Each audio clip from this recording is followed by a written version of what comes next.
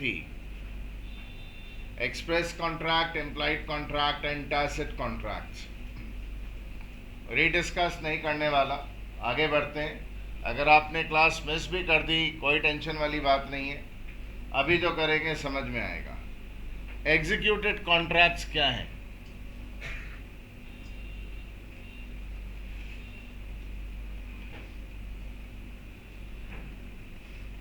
क्या एग्जीक्यूटेड का मतलब क्या होता है? डन।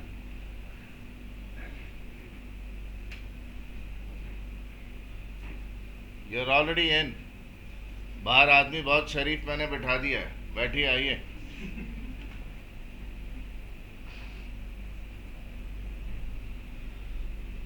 Those contracts,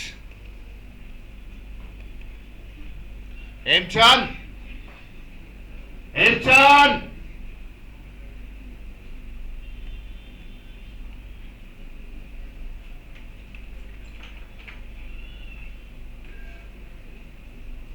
भाई अभी एंट्री नहीं होगी और किसी की 15 मिनट 20 मिनट के बाद, और डिस्टर्ब मत करना मुझे। Now those contracts in which obligation of both the set of parties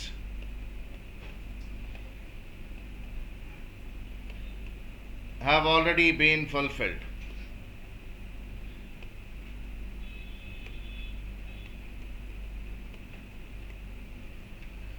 किसी भी कॉन्ट्रैक्ट में दो सेट ऑफ पार्टीज का होना तो जरूरी है ही। अगर दोनों सेट ऑफ पार्टीज ने जो जो करना था वो कर दिया है तो बोलते हैं it's an executed contract. Done. आपने मुझे माल सप्लाई करना था और मैंने भाई माल की डिलीवरी लेकर उसकी पेमेंट करनी थी। आप माल लेकर आए, मैंने आपकी डिलीवरी एक्सेप्ट की और आपको पेमेंट कर दिया। अपनी अपनी ऑब्लिगेशंस अगर पूरी कर दी तो भाई एग्जीक्यूटेड कॉन्ट्रैक्ट बोलते हैं। एग्जीक्यूटरी कॉन्ट्रैक्ट, भाई एग्जीक्यूटरी कॉन्ट्रैक्ट्स क्या होते हैं? Both the parties are yet to fulfil their obligations.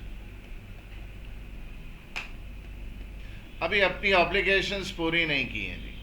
ना मैंने आपको माल दिया, ना आपने मुझे अभी पेमेंट किया है। हमारी ऑब्लिगेशंस पूरी होनी बाकी हैं। Executory contract to be done. तो जो भी हमने एक दूसरे को प्रॉमिस किया है वो हमने अगर पूरा नहीं किया, दोनों नहीं, तो एग्जीक्यूटरी कॉन्ट्रैक्ट बोलते हैं। कई लोग इन दो टर्म्स के साथ इसको कंफ्यूज कर लेते हैं। Unilateral contracts,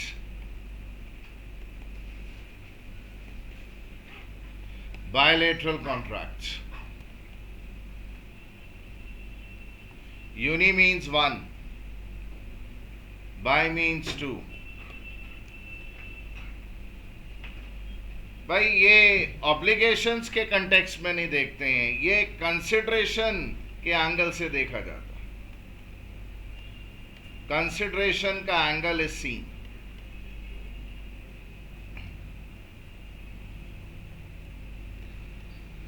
one of the party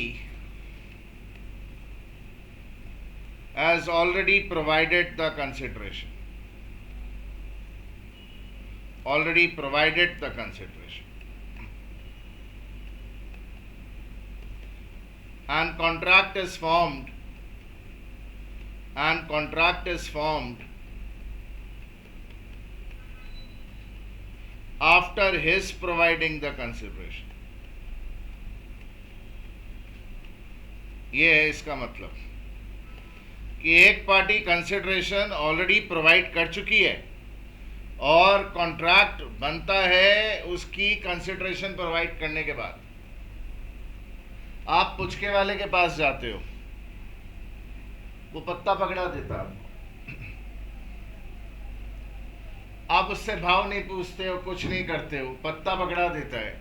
पुचके भाई उधर पानी से निकाल कर डालना पत्ते में चालू कर देता है। आप 10 पुचके खा लेते हो, फिर उसको बोलते हो बस बता कितने पैसे दूं। देखिए, वो अपनी कंसिडरेशन ऑलरेडी प्रोवाइड कर चुका है। कंसिडरेशन के मामले में one of the party has executed his work, एक का भी बाकी है। वो बोलता है 20 रुपए। बोला पागल हो गया क्या? 10 पुचके 20 रुपए के, इतने ज्यादा? बोला मैं तो इतना ही चार्ज करता हूं, आपसे अलग थोड़ी ले रहा हूं। देखिए, कॉन्ट्रैक्ट कब बन रहा है? कॉन्ट्रैक्ट बन रहा है आपने उसकी कंसिडरेशन एंजॉय कर ली, उसके बाद जाकर कॉन्ट्रैक्ट फॉर्मेशन हो। बोला नहीं, सब लोग भाई उधर 15 लेते हैं, तू ज्यादा ले रहा भाई। बोला नहीं जी, देना दो, नहीं तो कोई बात नहीं, मैं समझूंगा मैंने दोस्त को खिला ली, 20 रुपए दे दो। I am just saying like that कि भाई one of the party has completed उसका कंसिडरेशन, सर उसका ऑब्लिगेशन नहीं, कोई बातचीत ही नहीं हुई। सर ये एग्जीक्यूटरी कॉन्ट्रैक्ट से किस तरह से अलग है? अलग है भाई। एग्जीक्यूटरी कॉन्ट्रैक्ट में लोग पहले बातचीत कर लेते हैं, मैंने और आपने बातचीत कर ली, मैंने माल आपको देना है इस मंथ के एंड में, आपने भी पेमेंट करना भाई इस मंथ के एंड में, तो कॉन्ट्रैक्ट तो पहले बन गया। इनमें क्या होता है, यूनिलैटरल कॉन्ट्रैक्ट्स में कॉन्ट्रैक्ट्स की बातचीत ही बाद में चालू होती है। पहले वन ऑफ द पार्टी अपनी जो कंसिडरेशन ऑब्लिगेशन पूरा कर देता है, उसके बाद जाके कॉन्ट्रैक्ट बनता है। आप स्टेशन पे जाते हो, गाड़ी से सामान निकाला, एक कुली आ गया, अब कुली आकर आप भाई उधर पूछता है, आपने बोला राजधानी, वो उठा के सामान आपका राजधानी गाड़ी और आपके बर्थ पे टिका देता है, फिर पैसे मांगता है। तो जब वो पैसे मांग रहा है, जब आपसे बातचीत कर रहा है, आपसे डील कर रहा है, तब तक उसने अपना कंसिडरेशन आपको दे चुका है वो ऑलरेडी। तो ये यूनिलैटरल कॉन्ट्रैक्ट्स हैं। Is it clear? ओके भाई, फॉर एग्जाम्पल पुचका वाला telling price after customer has eaten it. Coolie lifting and settling luggage. Example जी भूल जाएंगे नहीं तो, and settling luggage and then making contract कि भाई मेरी मेहनत के लिए आप कितने दे रहे हो, तब बन। So bilateral contract by both the parties are yet to provide consideration. ये एग्जीक्यूटरी कॉन्ट्रैक्ट के जैसे हो सकता है, प्रोवाइड कंसिडरेशन। हेमचंद जी अंदर भेज दीजिए, भेज दें, उस तरफ जाएं भाई, go to the other side.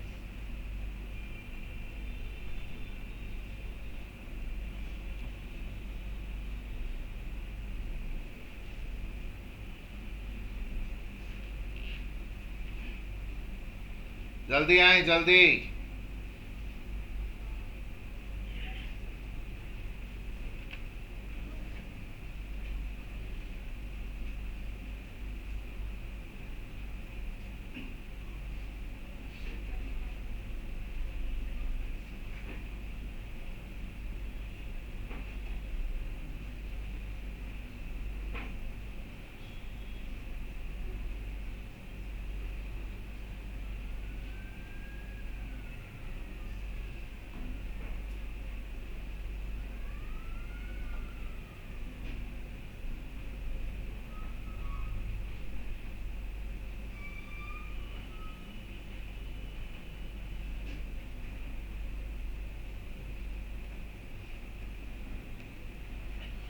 चलिए जी नेक्स्ट बात कर लें।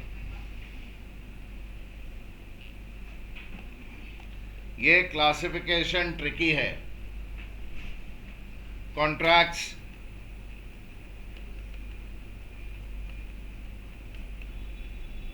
Under English law.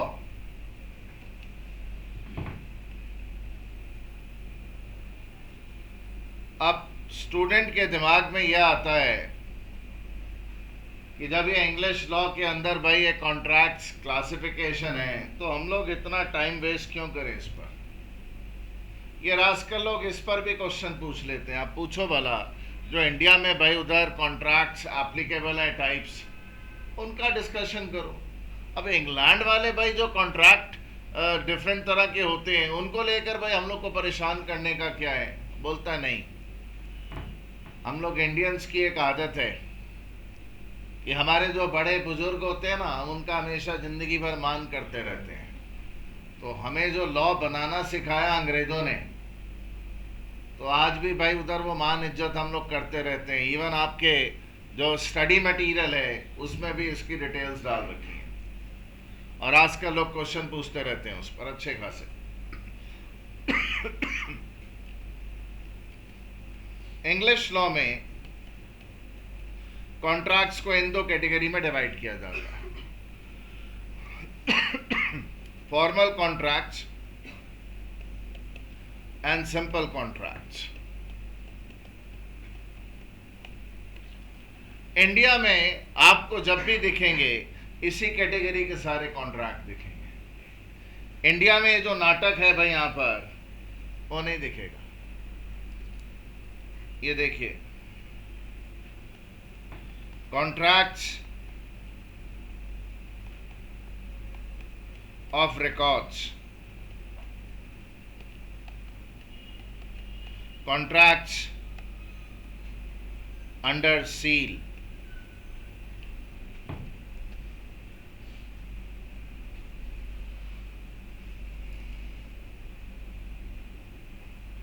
सर एक चीज बताइए, हम इंडिया में ऑपरेट करते वक्त अपनी रियल लाइफ में सारे कॉन्ट्रैक्ट्स इस कैटेगरी के देखें। जो इंग्लिश लॉ में जिनको सिंपल कॉन्ट्रैक्ट्स बोलते हैं, हमारा पाला उन्हीं से पड़ेगा।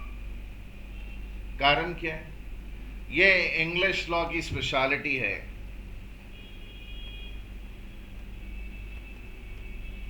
Are not contracts. ये जो कॉन्ट्रैक्ट्स ऑफ रिकॉर्ड्स हैं,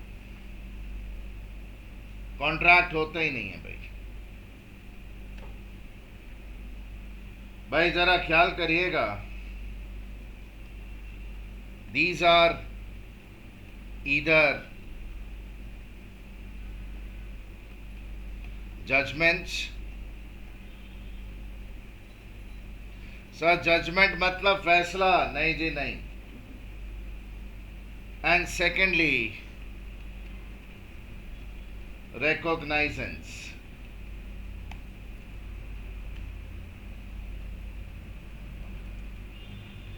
मैं एक्सप्लेन करता हूं जी।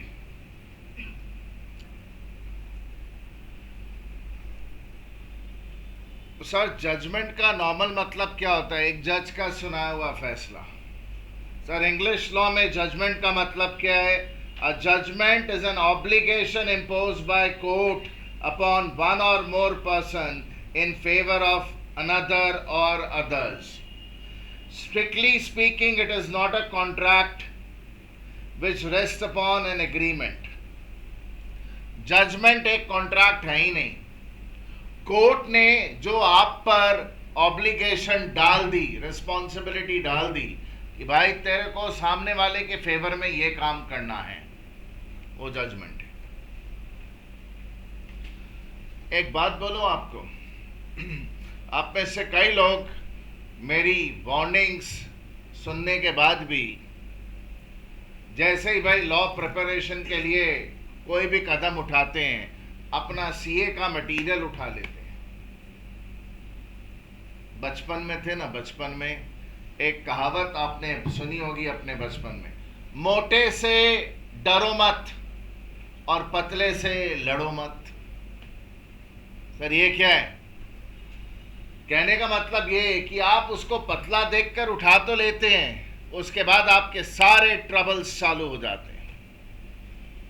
सीएस का मैथ ठीक है, बकवास नहीं करता ज्यादा। कॉस्टिंग वालों का स्टडी मैथ ठीक है, बकवास नहीं करता है। सीए वालों का मैट बनाते वक्त गलती ये हो गई कि जिन लोगों ने मैट बनाया उनको ढंग से पैसे दिए नहीं इंस्टीट्यूट ने।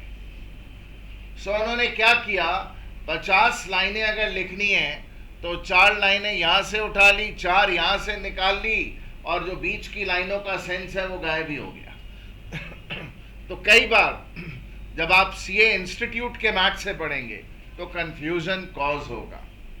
तो मैंने सबको एक चीज रेकमेंड की हुई है कि अगर आप लॉ सच में समझना चाहते हैं तो पहले एनडी कपूर से पढ़ें, एनडी कपूर से पढ़ने के बाद फिर अपने सीए मटेरियल को हाथ लगाएं।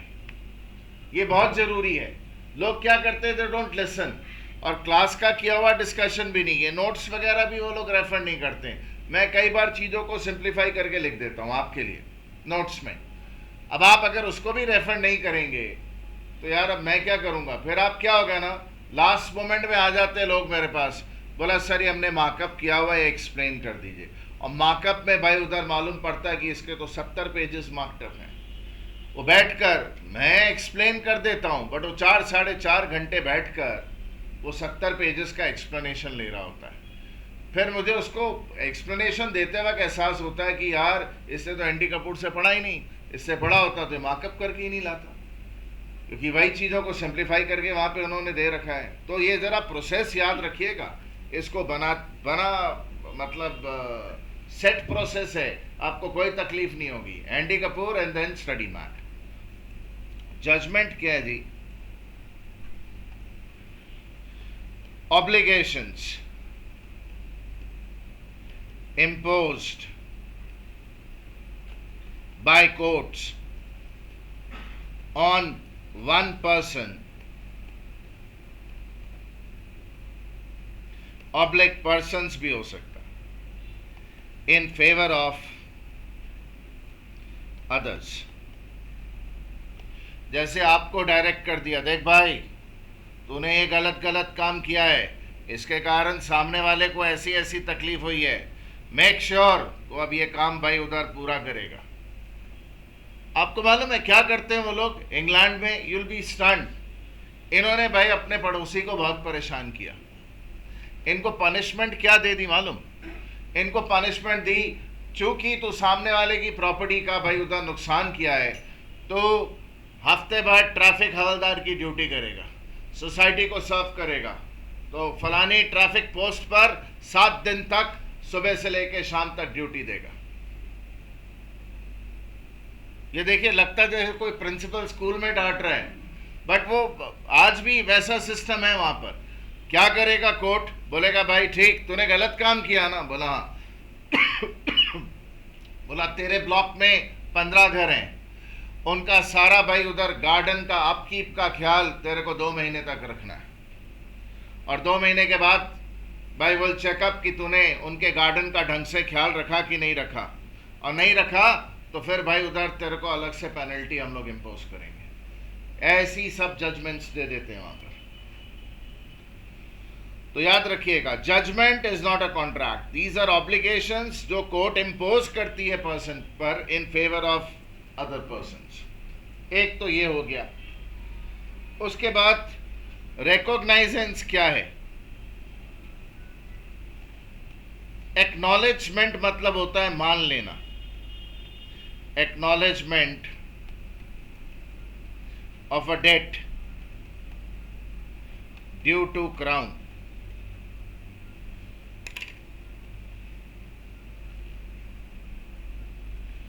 ये अपने घर के बाहर लाउड म्यूजिक प्ले कर रहा था, पार्टी, तो एक सर्टन डेसिबल के बियॉन्ड साउंड गई और एक सर्टन टाइम के बियॉन्ड साउंड गई, पड़ोसियों ने फोन कर दिया थी, आंटी पुलिस बुला लेगी, आंटी पुलिस बुला लेगी। वो इंडिया में भी अब जरूरत है भाई, नहीं तो लोगों have least, people have least regard for others privacy and their peace. तो आंटी पुलिस बनाने वाला फंडा जो है वो इंडिया में भी बढ़ रहा है। अब पुलिस वालों की वो कमाई का अच्छा सोर्स बनता जा रहा है, बिकॉज इंडिया में there is a good flow of money and people want to splurge and splurge खाली अपने पर ही नहीं, यारों दोस्तों को बुलाकर गाना गवाएंगे, डांस करवाएंगे. This is a very common thing. So you are against it. Excessive नहीं होना चाहिए. अगेंस्ट तो क्या होगा कोई. ओके. तो इन्होंने इस तरह से बहुत लाउड म्यूजिक बुलाया, पुलिस अरेस्ट करके ले गई. बोला 2 ऑप्शन है तेरे पास. बोला क्या?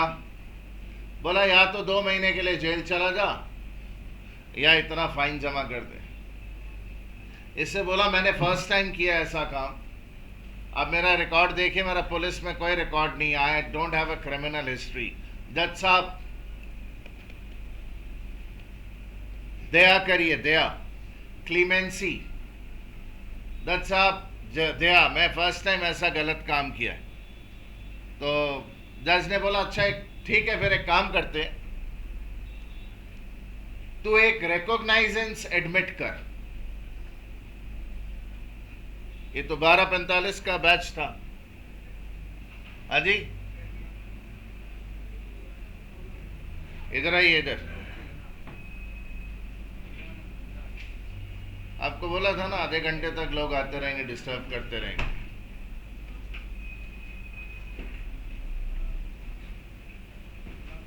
जरा जी.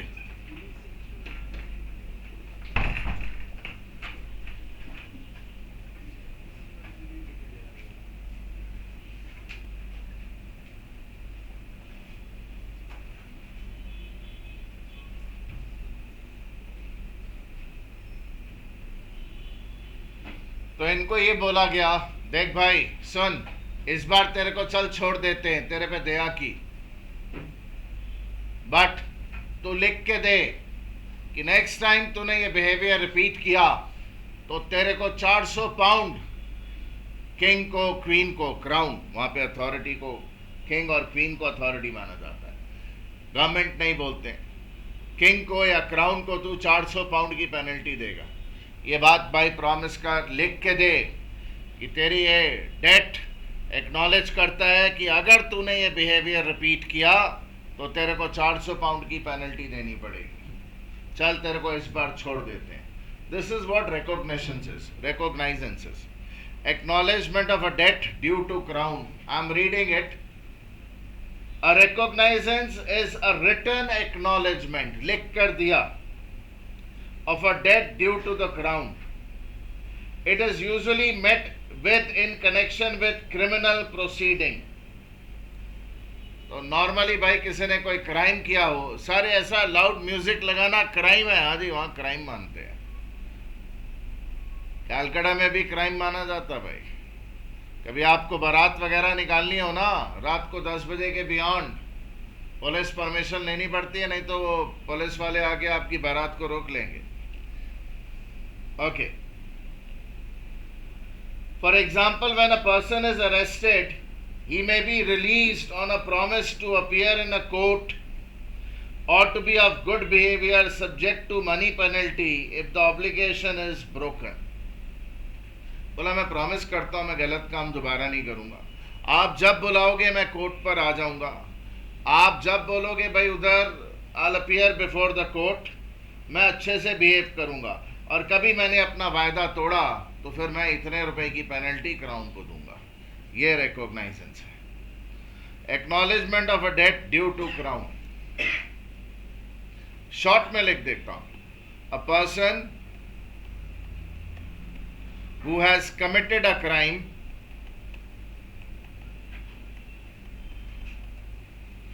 is released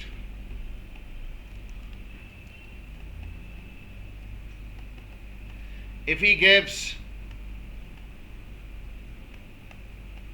written acknowledgement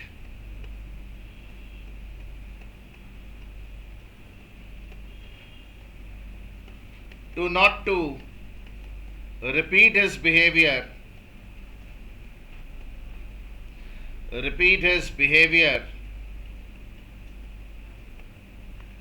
and if he does so,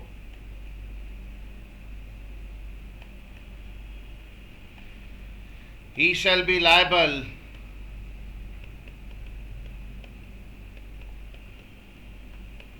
to pay monetary penalty, ये है जी सिंपल वर्ड्स में कि अगर कभी करेगा तो फिर उसको मॉनेटरी पेनल्टी लग जाएगी। इसी रिटर्न एक्नॉलेजमेंट को रिकॉग्नाइजेंस बोलते हैं। सर रिकॉग्नाइजेंस मतलब पहचान लेना, नहीं, कुछ पहचानने वाली बात नहीं है इसमें आप लायबिलिटी एडमिट कर रहे हो कि अगर मैंने दोबारा ऐसा बिहेवियर किया तो भैया फिर इतने पाउंड में पे करूंगा, क्राउन। क्लियर है? तो अब देखिए, ये जजमेंट थी, कोर्ट ने भाई उधर ऑब्लिगेशन इम्पोज कर दी, ये तो कोई कॉन्ट्रैक्ट है नहीं। ये देखिए दूसरी रिकॉग्नाइजेंस थी, ये कॉन्ट्रैक्ट ऑफ रिकॉर्ड्स चल रहे हैं भाई, ये भी कोई कॉन्ट्रैक्ट नहीं है। इसमें एक आदमी खाली लिख के दे रहा है कि मैं गलत काम नहीं करूंगा तो इतनी पेनल्टी दूंगा, तो ये कहाँ कॉन्ट्रैक्ट हुए? बट ये लोग इसको कॉन्ट्रैक्ट ऑफ रिकॉर्ड्स बोलते हैं। Is it fine? ओके। अब ये जो कॉन्ट्रैक्ट्स अंडर सील है, देखिएगा जरा, नीचे तक ला रहा हूं, कॉन्ट्रैक्ट्स अंडर सील,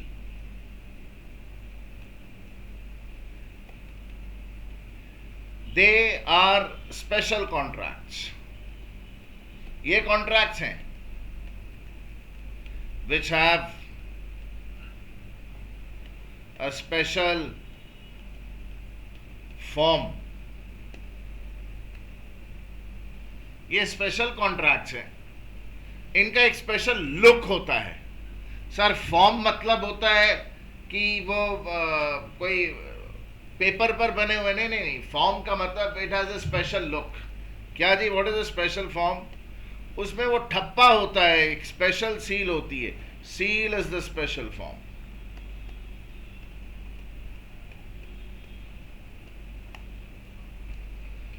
सर ये सील कैसी होती है बताएंगे आप?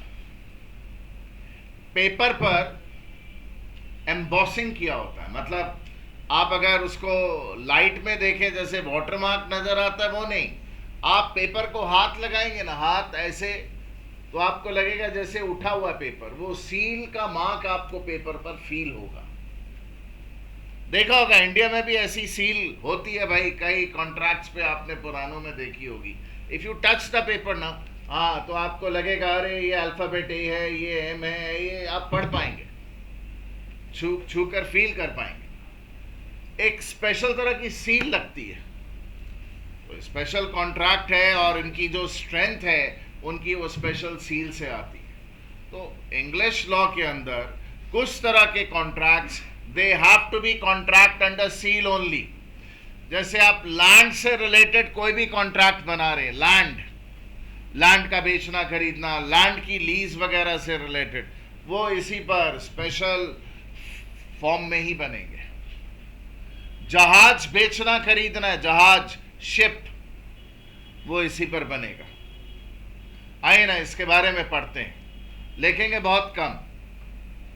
अ contract under seal is one which derives its binding force from its form alone, जिसको लीगल स्ट्रेंथ उसके फॉर्म से मिलती है।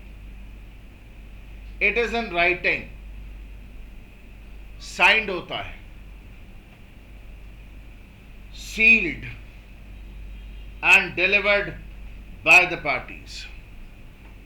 बोले तो क्या? मैं एक्सप्लेन करता हूं।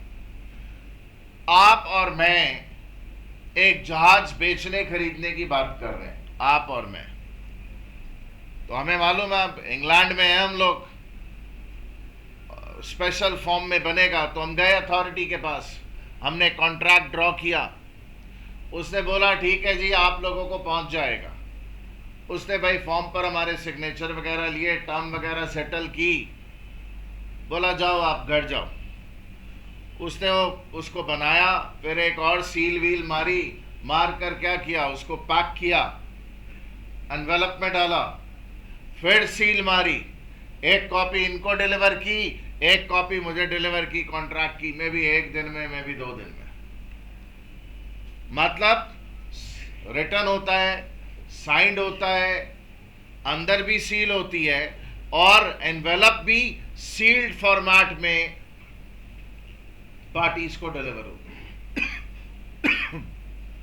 and you have to carry that paper if you want to enforce your rights. आपको पेपर कैरी करना पड़ता है, तो ये इसका स्पेशल वो तरीका है. It is called a deed or a specialty contract. इसको deed या specialty contract बोलते हैं. बहुत इंपॉर्टेंट बात है एग्जामिनेशन पर्पस के लिए. No consideration is necessary in case of contract under seal. क्यों सर, कंसिडरेशन होता है? हाँ होता है, बट बोल रहा है अगर गिव एंड टेक नहीं है चलेगा. जैसे मैंने अपने दोस्त के नाम अपनी जमीन कर दी, बदले में उससे क्या लिया? कुछ नहीं. कंसिडरेशन क्या है? कुछ नहीं. मेरा रिलेटिव है क्या? नहीं नहीं सर, रिलेटिव हो तो लव एंड अफेक्शन होता है. हाँ जी सर, ये दोस्त के साथ क्या है? कुछ नहीं. तो खाली यही है कॉन्ट्रैक्ट्स जो विदाउट कंसिडरेशन हो चल जाते हैं. सर ये बगल वाले कॉन्ट्रैक्ट्स ऑफ रिकॉर्ड, ये तो कॉन्ट्रैक्ट्स हैं ही नहीं. ये कॉन्ट्रैक्ट्स हैं जिनमें कंसिडरेशन हो तो भी ठीक, ना हो तो भी ठीक. तो सर इसके बारे में ये जो आप कुछ लिखेंगे, they are special contracts which have a special form. Written होते हैं, साइंड होते हैं, सील्ड होते हैं and delivered to parties. Sir हम कंक्लूजन लिख रहे हैं. बिल्कुल.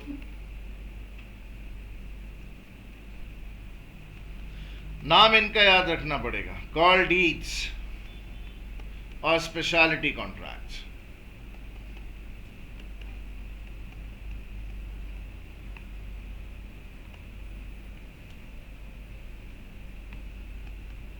Can be made without consideration. Consideration नहीं है तो भी चलेगा.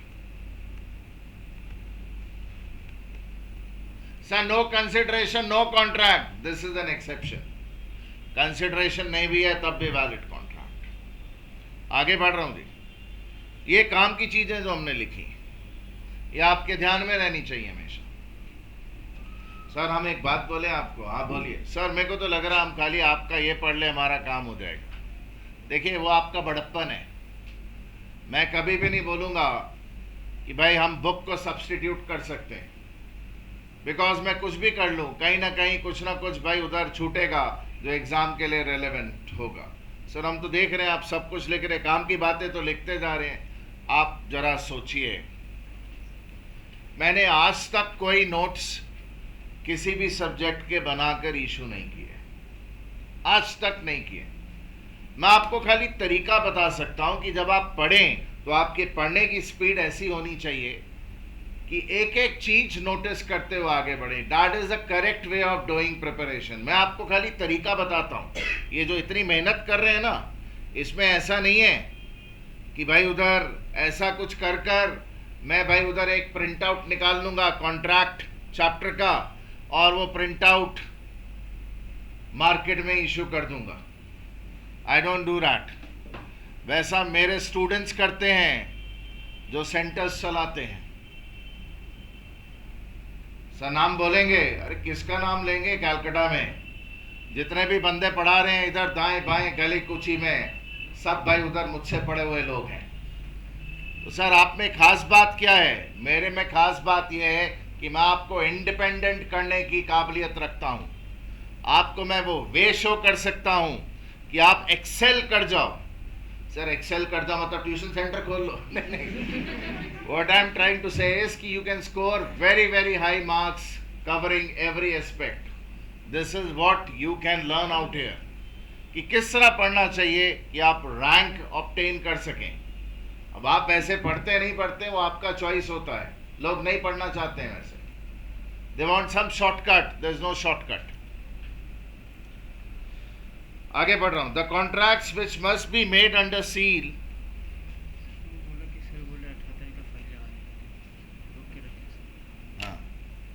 The contracts which must be made under seal include contract made without consideration. बोला जितने भी कॉन्ट्रैक्ट इंग्लैंड में विदाउट कंसिडरेशन होंगे वो इसी कैटेगरी में बनने चाहिए. Contracts made by corporations. Corporations क्या? जिनकी सेपरेट लीगल एग्जिस्टेंस होती है, जिनको पर्सन माना जाता है in the eyes of law. कोई भी कॉरपोरेशन कोई भी कॉन्ट्रैक्ट इंग्लैंड में बनाएगी, कॉन्ट्रैक्ट अंडर सील ही बना सकती है, दूसरा चलेगा नहीं।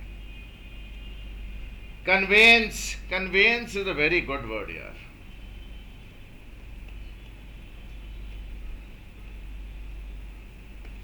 क्या जी? Transfer of ownership, especially of land।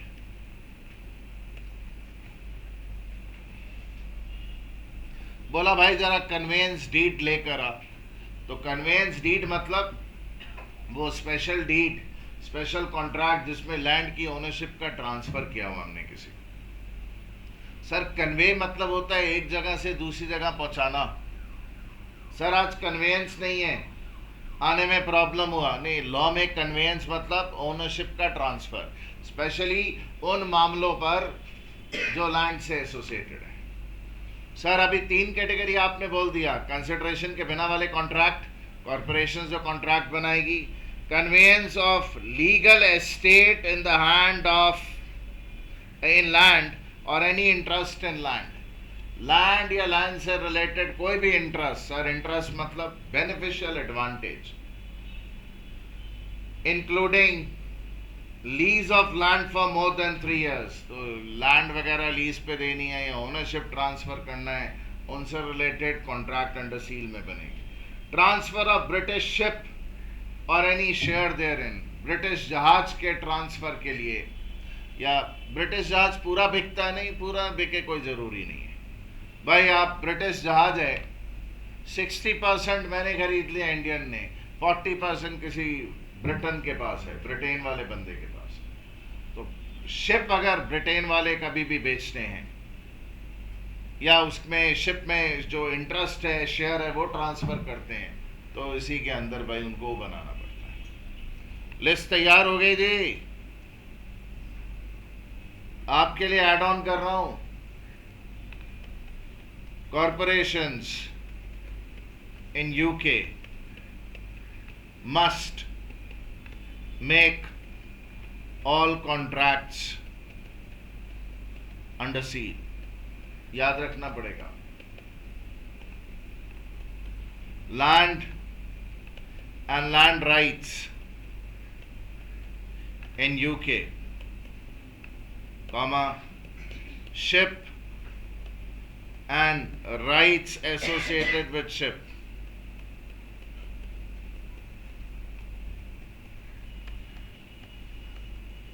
in UK must be under this। खत्म हो गया जी, फुल्ली प्रिपेयर्ड हम लोग। कॉन्ट्रैक्ट्स अंडर सील हो गया जी। सिंपल कॉन्ट्रैक्ट्स हमें पढ़ने की जरूरत नहीं है, ये यूजुअल कॉन्ट्रैक्ट्स हैं, इनके बारे में मैं कुछ पढ़ूंगा नहीं। बाकी जितने कॉन्ट्रैक्ट्स होते हैं इंग्लैंड में सब इस कैटेगरी में आ जाते हैं। तो सर ज़्यादातर तो फिर यहीं आते हैं। हाँ ज़्यादातर तो यहीं आते हैं, पर ये जो स्पेशल नेचर के जो आप देख रहे हैं फॉर्मल कॉन्ट्रैक्ट्स, ये जो दो, इनका थोड़ा आपका प्रिपरेशन रहना चाहिए। ये ऑर्डिनरी यूजुअल कॉन्ट्रैक्ट्स हैं, ओरल रिटर्न सब तरह के होते हैं, चलते हैं, बाकी सब मैटर्स पर बनाते हैं। कॉरपोरेशन नहीं बना रही है तो सिंपल कॉन्ट्रैक्ट बनाएगी। लैंड से एसोसिएटेड नहीं है भाई, उधर कंसिडरेशन जरूरी है और वगैरह वगैरह सब बातें हैं जो ऑर्डिनरी सिचुएशन में होती हैं, तो सब सिंपल कॉन्ट्रैक्ट्स बनते हैं। This chapter is over, through, we are done with the first chapter. अब मुझे कोई कुछ बोल रहा था, एक आदमी भाई उधर मुझे बोलता है, सर कैसे पढ़े सर, हमको समझ नहीं आ रहा। मन किया खींच के एक झापड़ मारूं। पूछ रहा है कैसे करें। आपके बुक का nature of contract, chapter 1 nature of contract, एक एक लाइन हमने भाई कवर कर ली है। तो अब प्रिपरेशन का तरीका क्या है, ये एक एक लाइन रीड करके प्रिपेयर करिए, और प्रिपेयर करने के बाद अपना स्टडी मटेरियल निकालिए जो भी आपका इंस्टीट्यूट है, तो आपको मालूम पड़ जाएगा कि भाई उधर क्या क्या चीजें कवर करनी है। अभी we are starting up another chapter, next chapter चालू कर रहे हैं जी, ऑफर एंड एक्सेप्टेंस, हमारा आज का फ्रेश चैप्टर। तो अभी आप अगर बोर हो भी गए क्योंकि आप पीछे नहीं थे तो भी कोई इशू नहीं। अब भाई जगने और बहुत ध्यान से सुनने का टाइम, इंटरेस्ट का टाइम पैदा कर रहे हैं।